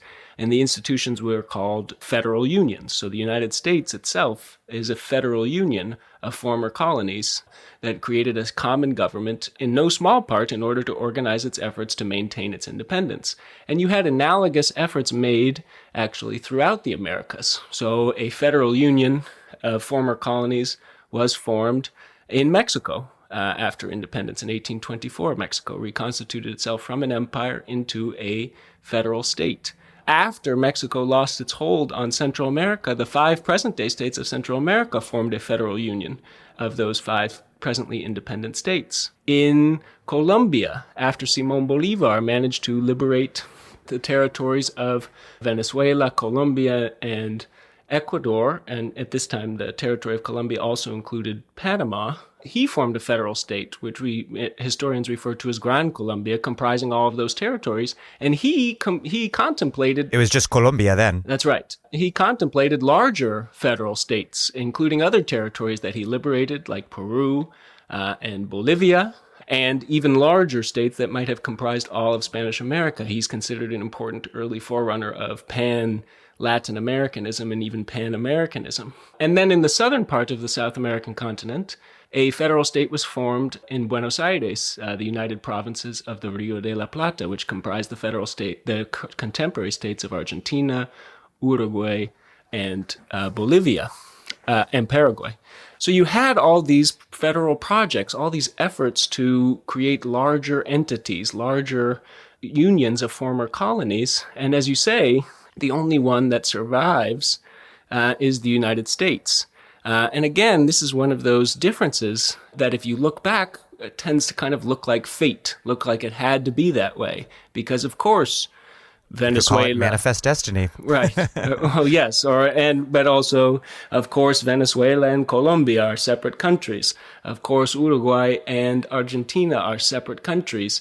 Of course, Guatemala and El Salvador are separate countries. But at the time, that was not inevitable that it should be so. And in my account of the conflicts that drove the breakdown of these federal unions throughout Spanish America, what I really try to emphasize is how prevalent those conflicts were actually within the United States as well. So you had partisan conflict analogous to the partisan conflict that erupts in the post-independence period throughout Spanish America, present in the United States. And you had contested elections analogous to the contested elections that often led to institutional breakdown in Spanish America in the United States.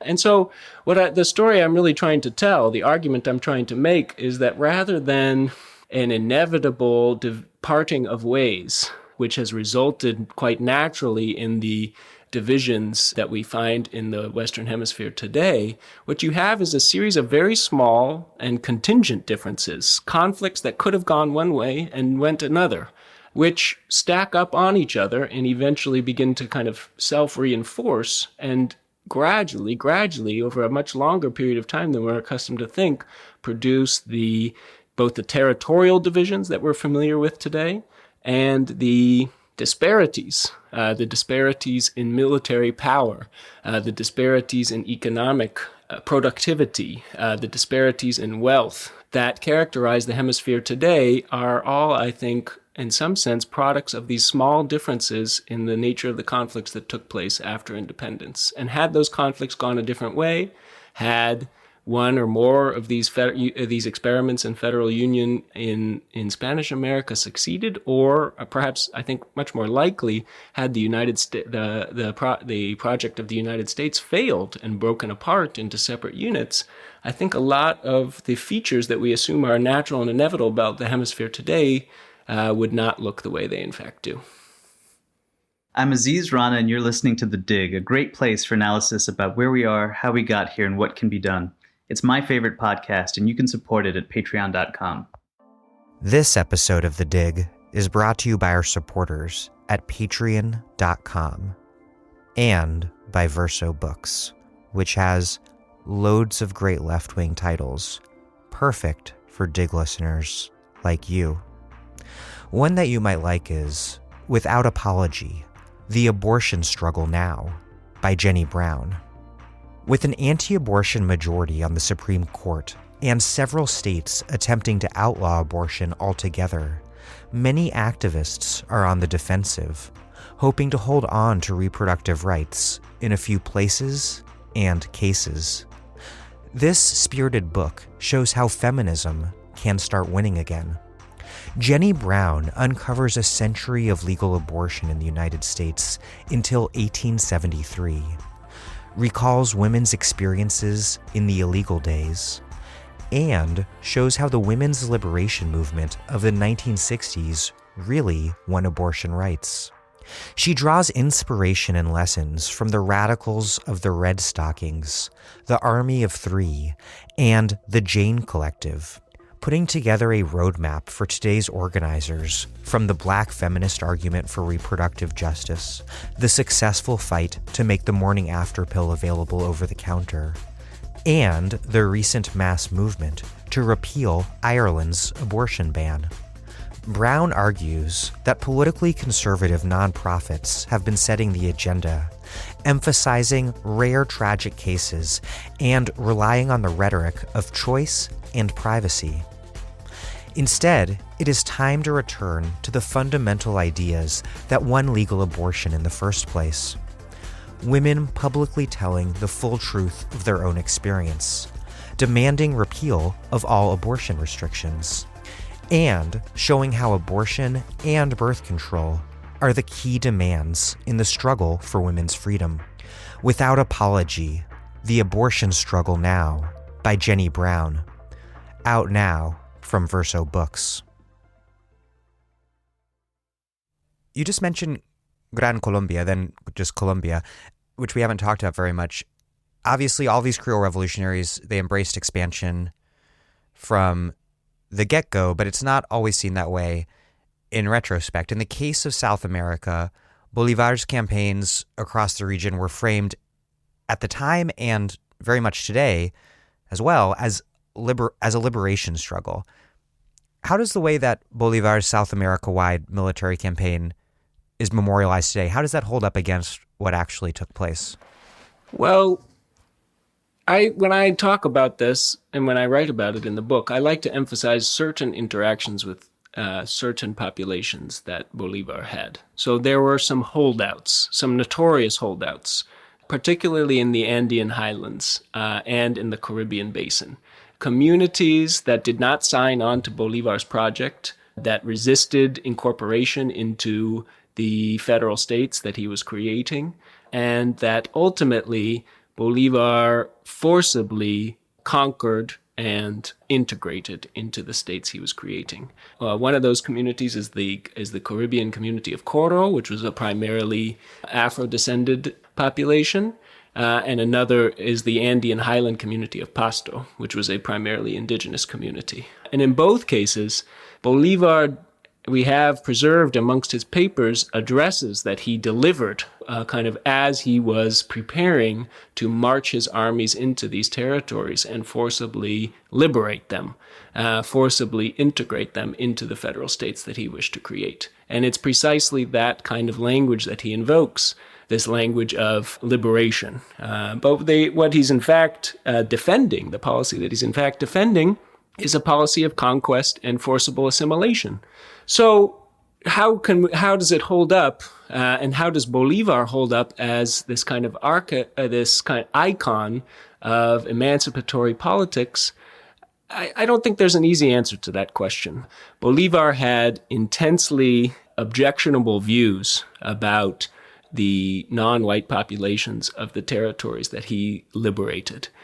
He thought that if not their racial disposition, then the position that they had occupied under Spanish rule had deprived these populations of the virtues that they needed in order to rule themselves. And he thought they were incapable of ruling themselves. And he thought that it was necessary for him to impose liberation upon them, to create a kind of tutelary despotism, a regime that he was quite explicit that his concern was over a majority rule by pardos, mixed race people, a pardocracia. That's right. The term he invoked is, as you say, is pardocracia, rule by the pardo plurality of the territories that he was liberating.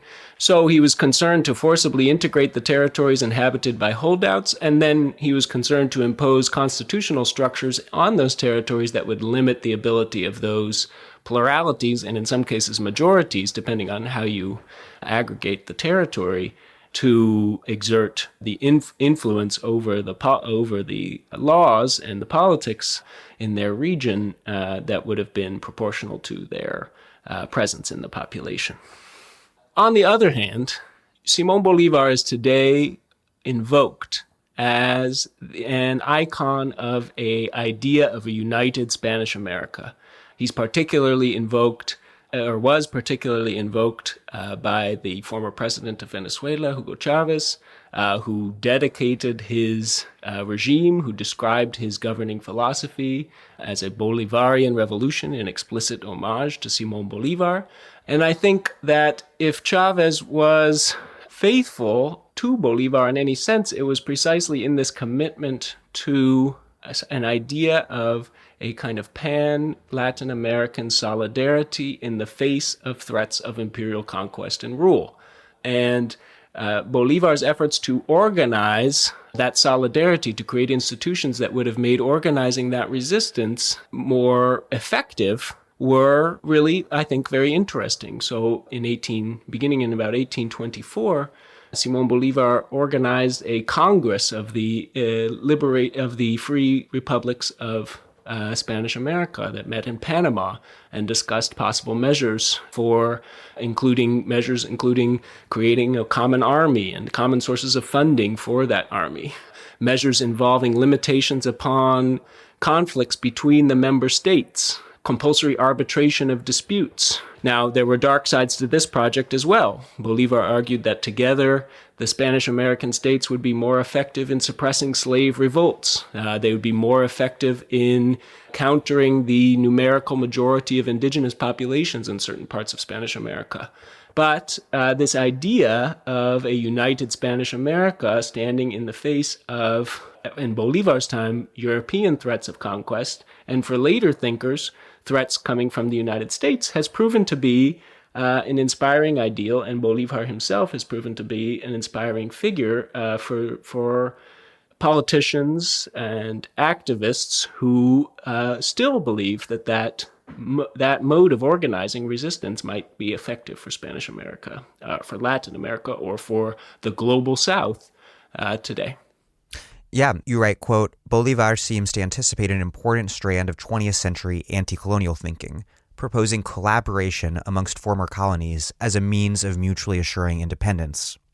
Meanwhile, the United States has a hostile response to this sort of project of maybe Latin American unity, maybe Pan-American unity under President John Quincy Adams. And you write that response, quote, anticipates in both tone and substance what would, only in the late 20th century, come to be known as the Washington Consensus on International Trade. And John Quincy Adams was in office after Monroe, who, of course, put forward the Monroe Doctrine in 1823, which was explicitly this kind of anti-imperial imperialism of the U.S. telling Europe to keep out of the region, but also that the U.S. would sort of be the dominant force within it. Given that this divergent perspective was emerging so soon after independence, what accounts for it? Well, some important transitions take place. So as I said, 1820, as you said, rather, in 1823, the United States, President of the United States, James Monroe, gives in a State of the Union address, lays out what later becomes known as the Monroe Doctrine. And what he says, essentially, is that the United States will look disfavorably upon any European effort to reestablish an imperial relationship with independent parts of the Americas. And Monroe's address at the time is, greeted with horror in Europe, particularly in Britain. But the response that it meets is different in Spanish America. Many Spanish Americans take this statement of Monroe's to be a statement of solidarity, a statement of U.S. support for the project of independence throughout the hemisphere. And there are present in the United States in this period emissaries from these Spanish American republics, several of whom are still engaged in conflicts with Spain, or who would like to pursue conflicts over territories that are still ruled by Spain in the Americas. And they take Monroe up essentially on his offer. They say, fantastic, let's work together and let's put some bones on this project of inter-American solidarity by kind of institutionalizing this relationship. And the vice president of Colombia, so this is Vice President to Simón Bolivar, then decides to invite the United States to send representatives to this Congress in Panama that Simón Bolivar had organized of the independent Spanish American republics. And this, but Bolivar didn't like that because he already had this sort of more skeptical view of U.S. intentions. Well, that's right. Bolivar had not intended to invite the United States. There are various reasons he gives as to why it would be inappropriate to invite the United States. He invokes some kind of culturalist arguments, linguistic arguments. But I think you're right to say that Bolivar had already a kind of skeptical view of the United States, and a view in particular that including the United States in this larger federation that he was contemplating the United States would be able to fairly quickly dominate that federation, and it wouldn't be a kind of a federation of equals, but rather a kind of relationship of patronage and client. So he argued against including the United States, but his vice president kind of defied his preferences and sent this invitation, which was received by the administration of James Monroe's successor, John Quincy Adams. And John Quincy Adams was eager to send a representative to Panama, but in order to do so, he needed to appropriate funds for the trip from Congress. So he sends this request to Congress, and then this immense debate erupts in Congress over whether the United States should send representatives to Panama. And it was kind of an unanticipated debate, but the terms of it are very telling. So you begin to see in this period the rise of what's going to become the Democratic Party in the United States, which in this period is a party of the slave-owning South, and is a party that is adopting a much more explicitly racial defense of slavery in this period, much more explicitly racialized, kind of in terms that become more identifiable as what we call racism today. So this is what in the literature sometimes gets called scientific racism. So a truly biological conception of racial difference and aptitude. And so you begin to see in this debates about the Panama Congress, this rising Democratic Party invoking those same arguments in order to argue against participation in this project of a Pan-American solidarity or even federation. And they denounce the project as it would be embarrassing to send Anglo-Saxon representatives to sit alongside not only mixed race, not only indigenous or Afro-descended populations from Spanish America, but precisely even the Spanish-descended populations, which are now conceived of not as white, but as Latin, as specifically Southern European and racially inferior. So one of the major drivers of this shift that we begin to see in precisely this moment on inter-American relations is the rise of this scientific racial discourse, which really drives a strong line of division across the New World and instills in the United States this idea of racial superiority, not only vis-a-vis non-white populations, but even vis-a-vis the Latin populations of Spanish America. So while I think the Monroe Doctrine there's a sort of proprietarial air to the Monroe Doctrine, to the relationship that's anticipated between the United States and Latin America. What becomes of the Monroe Doctrine, or rather what the Monroe Doctrine becomes, this argument on behalf of U.S. hegemony, U.S. dominance, regular U.S. intervention in Spanish America. Right to intervene in our own backyard idea. Exactly. That wasn't necessarily present from the outset, but it very quickly develops, and it is fomented in no small part by the rise of these new discourses surrounding racial difference, scientific racism in the United States. And you just said that this discourse emerges in part within the new party system that's emerging in the U.S., and I want to ask you to explain the rise of opposition parties across the Americas and why it is the institutional and political economic situation caused opposition elites to diverge from Hamilton, Alemán, and Bolivar. Because your book takes these three supporters of centralized rule as emblematic of Creole elites. What then do you make of the anti-centralization opposition that existed throughout the hemisphere? Were they another force within Creole revolutionary politics, or did they represent the outcome of contradictions that only fully emerged after independence? Well, this is a story that I know another one of your guests, Aziz Rana, has told as well. But it's a story that has to do with, I mean, if you trace, we talked about the factors that drove the independence movement in not only the United States, but across the Americas, and specifically efforts by the empires to impose more stringent oversight of their colonies, and efforts that sometimes resulted in undermining the local superiority of Creoles vis-a-vis indigenous and Afro-descended populations in these colonies, and how those efforts and those policies by the imperial states really drove the resentment that inspired, in no small part, these independence movements. And what you had in the aftermath of the independence movements is almost a replaying of that history, so that the exigencies of the moment, the threat that these states were exposed to of European conquest or of internal disorder caused by the resistance of indigenous or Afro-descended populations, in a sense, causes these Creole elites, these elites who are now ensconced in national governments, to repeat history. So they impose these constitutional structures that centralize authority in federal states, that centralize authority in executives vis-a-vis legislative branches of government. And one of the byproducts is to diminish the autonomy and at times the local superiority of Creole elites within these new national states. And this occurs in the United States, but it also occurs throughout the hemisphere. So you had efforts, as I said, for example, by the Mexican state to enforce the abolition of slavery throughout its territory.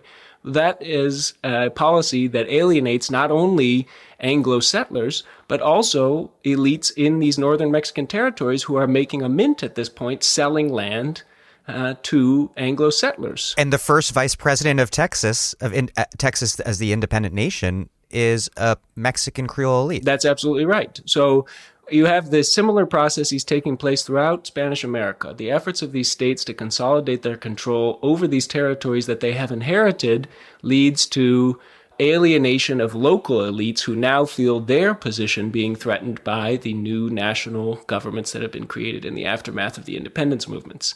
And the first opposition parties in the United States, in Mexico, in Colombia, and in Argentina, in Buenos Aires, in this period, are all of a similar kind. They are all these regional, federalist, and legislative supremacist parties who argue that the independence movements have been betrayed, that these new national states are just like the old empires, but maybe worse, And worst of all, they are attempting to impose upon our relationships with indigenous and with Afro-descended populations. So just like in the United States, where you have a figure like Andrew Jackson arise, who kind of came to prominence fighting indigenous populations throughout the southeastern United States, in Argentina, you have both the Uruguayan independence movement and the major federalist opposition party are led by former Indian fighters. So you have these similar dynamics driving the politics of partisan competition in all of these states.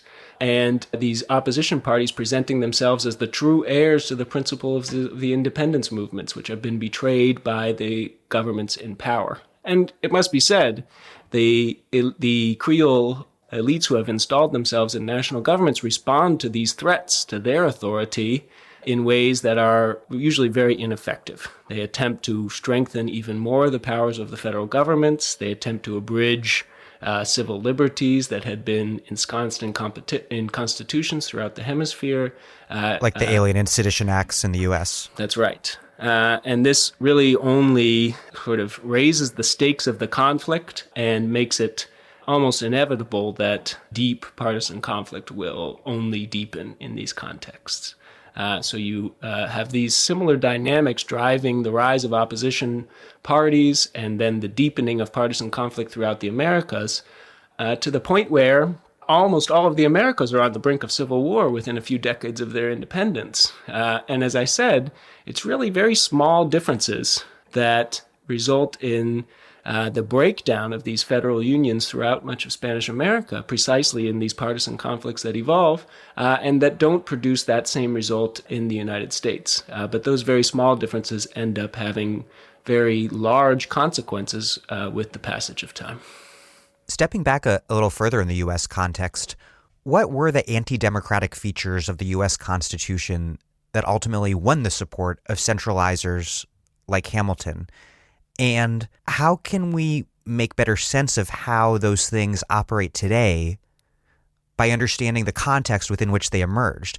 We talk about the separation of powers all the time in the United States, but what is revealed, or what can be revealed, by studying precisely what powers they were meant to separate?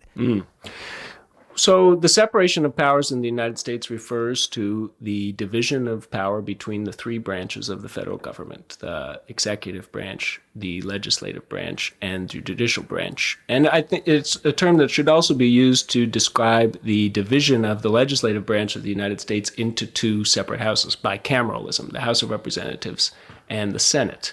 And that's an idea with a long lineage in European intellectual history, and its lineage is traceable to an idea called the mixed constitution, which is first described kind of vaguely in Aristotle, receives a lot of refinement in the Florentine republicanism, and then has its kind of classical expression both in the Roman Republic and then later in the British Constitution, which has separate representation for different classes of society in the two houses of the legislature, the House of Commons and the House of Lords. So the United States and political thinkers throughout the Americas, when they are designing constitutions, have this example before them. And the reason it's so attractive to them is because even though they do not have societies that are divided by quite the same divisions as these European societies were, we do not have a hereditary nobility as against commoners that receive separate representation in the United States. But nonetheless, we have intensely divided societies, and societies that are divided in part along racial lines. And so this solution of the mixed constitution as a means of balancing out a society that is intensely divided, and it has divisions with separate interests, and this is a constitution that has been able to produce some kind of balance, some kind of equilibrium in other contexts, was a example that many constitution designers in the Americas respected and attempted to build into their own constitution. So we find bicameralism is a very common feature of constitutions written after independence. And so is the separation between the legislative and the executive branch. And the idea specifically that just as in the British system, the king, the executive, acts as a sort of check upon the excessively democratic tendencies of the popularly elected, although not that popularly elected, parliament in this period, so was the president. The institution of the presidency meant to act as a check upon the popularly elected legislative branches. And so was the Senate meant to act as a check upon the popularly elected House of Representatives. And many of these people wanted life terms for the presidency. They really wanted it to look even more like a monarchy. That's absolutely right. So Alexander Hamilton famously gave a 6-hour-long speech outlining a plan of government at the Constitutional Convention, in which he called for a president to be elected, but then to serve a life term. This is a point that is usually used to demarcate Hamilton's absolute alienation from reality in the context of the American independence movement, his falling way outside the mainstream. But that charge is wrong on 2 counts. For one reason, it's an idea that found quite a lot of support within the Constitutional Convention. Several state The Virginia delegation voted for it. That's right, including James Madison. So it found a lot of support within the Constitutional Convention of the United States, and it finds analogous projects throughout the Americas. So Haiti adopts a lifetime presidency, and Simon Bolivar famously incorporated a lifetime presidency into the Constitution that he wrote first for Bolivia, and then tried to impose upon the rest of Andean South America. So this idea of and who pointed to Haiti to legitimate it. That's right. He pointed to Haiti as the exemplar of the success of this kind of institution, in particular at being able to bring order to a post-colonial society that was kind of chaotically thrown into the midst of these conflicts amongst colonial societies divided along racial lines by colonial rule. So this explicitly anti-democratic institution, this elective monarchy, as Hamilton famously described it, was meant to check and balance the more popularly elected branches of government, and thereby to preserve the social position and the privilege of these Creole elites that were the protagonists of these independence movements after independence had been won. A core thing here is that this idea of the people, as we understand it today, is not something they believed in. They believed in different social orders, and all believed that democracy, that kind of raw democracy, had to be checked by a neutral party, and that it was some form of elite rule that was inherently more neutral and thus able to pursue the true public interest. This is something that was shared across all 3 of the thinkers that you're looking at. That's right. So the idea was that our societies are riven by these hierarchical distinctions. And how do you have in a society riven by hierarchical distinctions a government that pursues the common interest, that rules in the interests of all, rather than in the interests of one particular segment of society? And as I said, that was a problem in political thought that was traceable to Aristotle. He grappled with precisely this problem in the context of the ancient Greek city-states. And the mixed constitution is thought of as a solution to this problem because it gives separate representation to the different classes of society and then balances, in later iterations, the few and the many by giving power to the one, namely the king, who could be a kind of neutral arbiter between the divided interests of society and serve both their interests without allowing either to pursue their interests exclusively. And you can see in the Americas, you can just see in these texts, these thinkers who were steeped in this tradition, who were steeped in these ideas, grappling with how can we apply that solution to our own societies? We don't have the few and the many in the same senses that these European societies did. We can't have a king necessarily because the idea is just going to be too unpopular. How could we adapt these solutions to our context?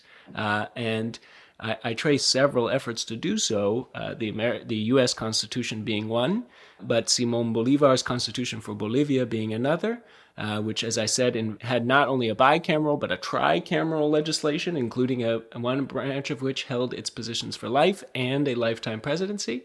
And there are similar plans not only proposed but actually put into place in Mexico. There were several constitutions that incorporated houses that were distinguished by reference to the property owned by its electors, or the property in order to vote for representatives, you had to have a certain amount of property. So all these efforts to adapt the constitutional models of the old world to solve the problems that were present in the new world. And in these convergences result these similar institutions, in particular presidentialism as a way of dividing power between branches.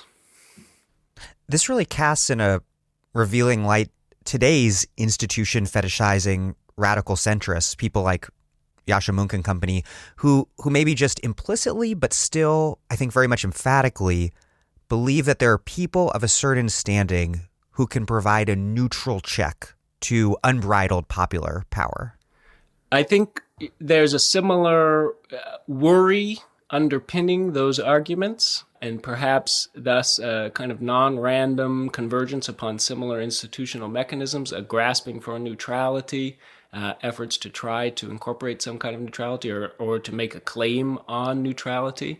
I always think, though, we have to be cautious, though, in thinking about what purposes institution can serve. When we think about that, we cannot strictly argue that the purposes that institutions can serve are determined entirely by the institutions, by the purposes that they did serve. That is to say, right. Origins of institutions, I don't think entirely determine their potential over time. So several of the institutions that we're discussing now, centralism as opposed to federalism, even presidentialism as opposed to parliamentarism, to legislative supremacy, have at various points in U.S. history and in the history of the other nations of the Americas served purposes different from and even contrary to the purposes that their Creole designers intended them to serve. Progressive purposes. Indeed, right. So I don't think we can say that the origins of these institutions determine their functions, but I do think that knowing more about their origins is a good place to start when we think about their functions, so that we can, if you understand what they were instituted to do, we can understand at least one thing that they could be doing now, and we can think about ways to prevent them from doing the same thing now that they did when they were originally designed. You close your book, and I hate to have this spoiler be like literally the last lines of your book, but it's important. It prompts an important question for me. Yeah, with these lines, quote, "The ideology of the Creole Revolution, for all its internal contradictions, emancipated the New World once. Perhaps it can still inspire those who would seek to emancipate it once again." The Latin American left, as we've discussed, has found a usable past in this history, but the U.S. left, at least in recent decades, by and large, has not, given how ugly and brutal and genocidal it all is. What do you make of that divergence, and what inspiration might we hope to take? It's a great question, really a deep question. I mean, I think much of it has to do with some of the subsequent history we were talking about, how new racial discourses in the United States foreclose any possibility of solidarity with Latin America, with Spanish America, and eventually underpin imperial projects undertaken by the United States in Spanish America, imperial projects that often described Spanish Americans of all racial backgrounds as similarly inferior, as similarly incapable of self-rule, and thus properly subjected to United States rule, intervention, or kind of tutelage from afar. I think that experience drove in Latin America a certain developments of kind of solidarity, which at times denied the racial divisions that had animated the independence movements. So these independence movements and figures like Simón Bolivar were taken up as icons, and and the problematic views that somebody like Simón Bolivar had about Pardos in Venezuela are kind of cleansed out of that story so that Bolivar can more effectively serve this purpose as this icon of a centralizing, militaristic, but very distinctly left-wing, anti-racist movements in Latin America. So, whereas in the United States, being at the kind of heart of this imperial project throughout the 19th and 20th centuries, that kind of reckoning and effort to use these figures doesn't quite occur in the same way. It's not to say that it doesn't occur. Obviously, figures get rehabilitated. The idea that, and the relation of Thomas Jefferson, for example, to slavery, and the connection between his ideas about inalienable rights and his own ownership of human beings is something that some people have sought to minimize in order to lift Jefferson up as a kind of icon of egalitarianism, of liberty. But the desire to forge those cross-racial bonds in order to resist an external enemy was never as strong in the United States as it ended up being in Latin America. So I think that explains to some degree because we were busy being everyone else's external enemy. That's right. The United States was the external enemy and no longer had to form cross-racial wasn't forced, as in Latin America, to form these cross-racial coalitions to oppose an external enemy. And then maybe Mexico is perhaps the most unusual case study in how popular memory creates a usual past by reading oppressed people back into the Creole-led independence struggles, because Mexican Independence Day is celebrated on September 15th, which marks the anniversary of an 1810 indigenous and mestizo uprising against the Spanish, led by the Creole priests Miguel Hidalgo and Jose Maria Morelos. But that's not when or how Mexico gained independence at all. Like those who actually established independence in 1821 were Creole elites with a fundamentally different politics. That's from right. Those to Hidalgo. That's right. And what's so fascinating is how that history has been such a matter of debate in Mexican politics ever since it occurred. So, the real kind of apostatization of Hidalgo and Morelos occurs in the Mexican Revolution, in the period of the Mexican Revolution, namely the 20th century Mexican Revolution, not the independence movement. And they are raised to this status as the padres fundadores, the founding fathers of Mexico, in the context of a revolution that was trying to revise the social, racial, and economic order of the country, and to invoke them precisely, as you said, as a kind of usable past. But that was met with intense criticism from more conservative elements of society that insisted upon that this is an inaccurate depiction of the independence movement. So yes, in Mexico, that history is intensely politicized and reflected precisely in the Independence Day celebrations, which celebrate an aspect and, in a sense, fail to confront the complexities of the Mexican independence process. And the continued dominance of Creole elites that prevails to this day. That's right. In Mexico. By celebrating it's complicated because on the one hand, it gives so much, bolsters kind of progressive and radical left forces in Mexico throughout Mexican history. But on the other hand, by celebrating a decolonization, a kind of indigenous victory over settler colonialism that never happened, it sort of invisibilizes present-day power dynamics. Well, I think that's absolutely right. And it's just a reflection of the intensely fraught dynamics of usable pasts in the Americas as a whole. You have a similar dynamic in Cuba surrounding racial order and the extent to which the Cuban independence movement, whose icon is Jose Marti, who is intensely anti-imperialist and, in a sense, anti-racist, but who was critical of efforts by Afro-Cuban actors to organize separately on behalf of Afro-Cuban equality. He wanted a unified Cuban nationalist movement fighting Spanish imperialism and later U.S. incursions. And it's claimed up to the Cuban Revolution and afterwards that racial divisions in Cuba have been eliminated, that our leaders have been consistently anti-racist, and this is not a problem here. Although you still have Afro-Cuban activists who argue with good evidence that this is not a fair depiction of the society that they live in, a society that is still where people's chances are determined in no small part by their race.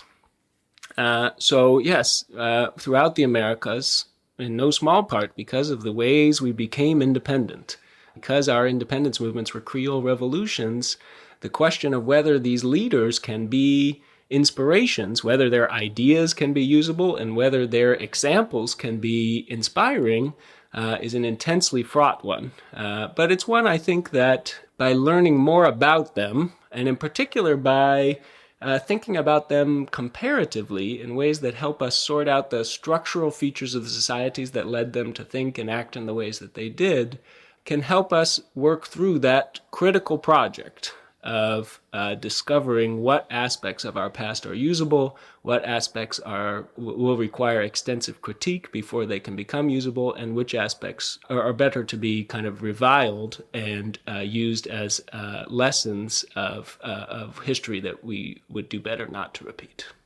Which statues need to be torn down?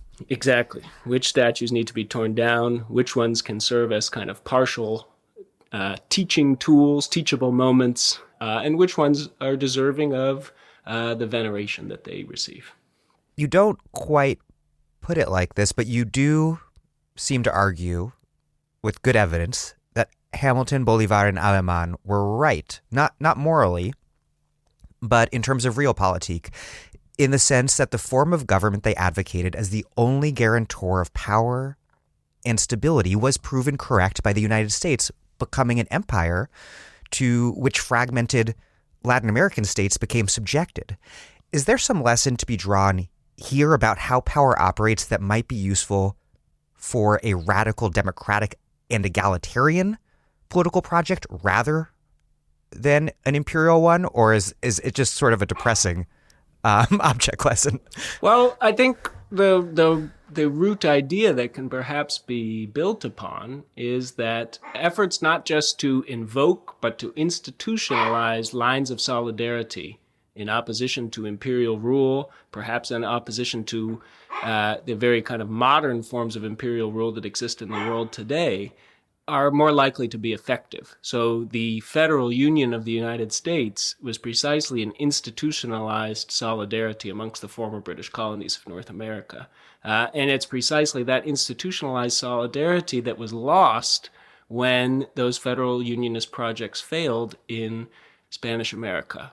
So while Spanish Americans did not stop thinking of themselves as exposed to common threats and perhaps involved in a common project pursuing common ideals, they did lose the institutional ties that allowed them to organize those projects more effectively. And the persistence of those institutional ties in the United States, I think, as you say, were, from a realpolitik perspective, very effective. The United States was able to industrialize as rapidly as it did, was able to project power as extensively as it did, and essentially is able to become the superpower that it is because its federal state survived. So I think the root idea there of institutionalized solidarity is definitely one that can be usefully built upon.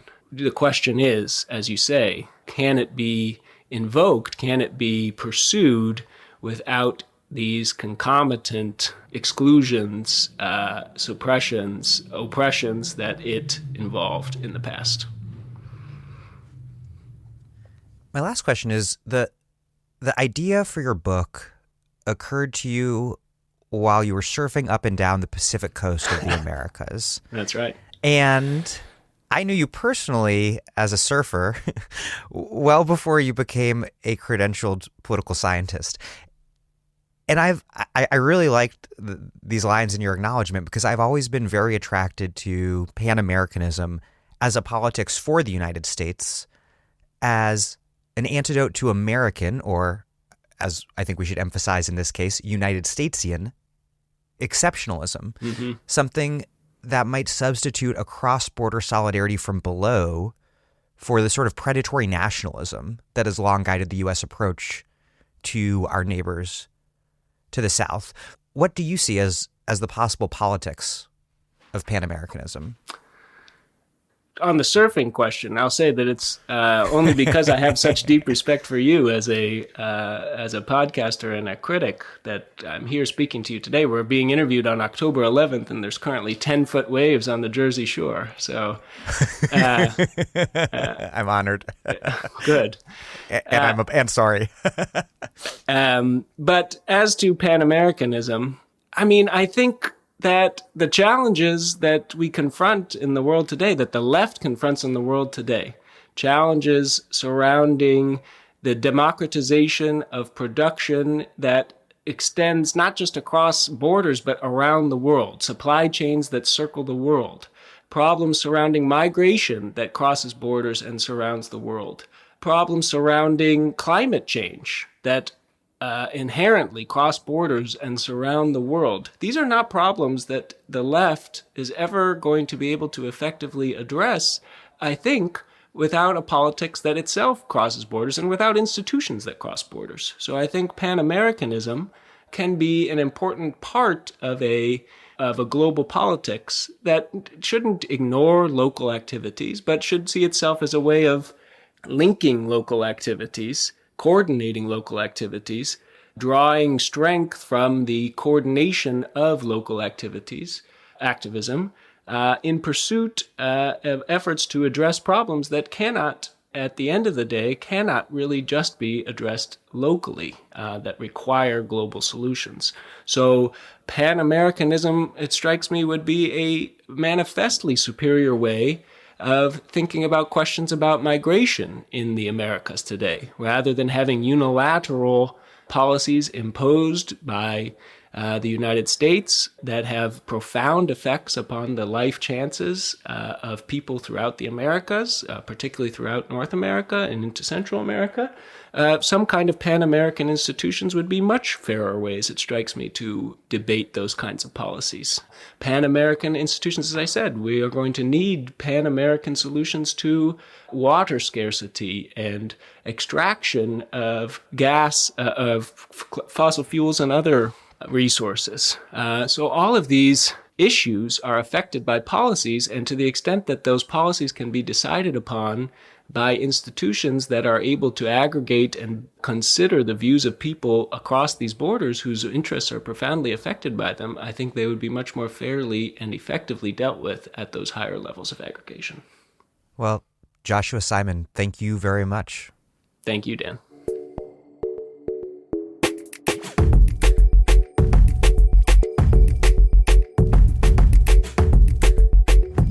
Joshua Simon is a professor of political science at Columbia University and the author of The Ideology of Creole Revolution: Imperialism and Independence in American and Latin American Political Thought.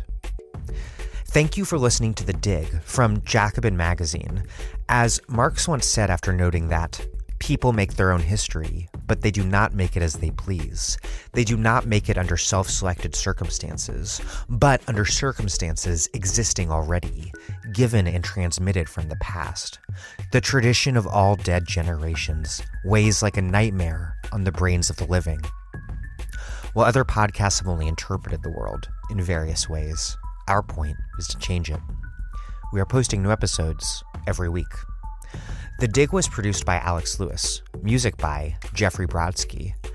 Our communication coordinator is Zachary Nin. Our senior advisor is Thea Riofrancos. Check out our vast archives at thedigradio.com. Follow us on Twitter at thedigradio, and please find us wherever you get podcasts and subscribe. If it's on iTunes, please leave us a nice review. Those reviews, we have come to believe, we've been told at least, introduce us to new listeners. But what really truly does that is you just telling people that you like the show. Please make propaganda for us. And do find us at patreon.com/thedig and make a monthly donation to help keep this thing up and running strong.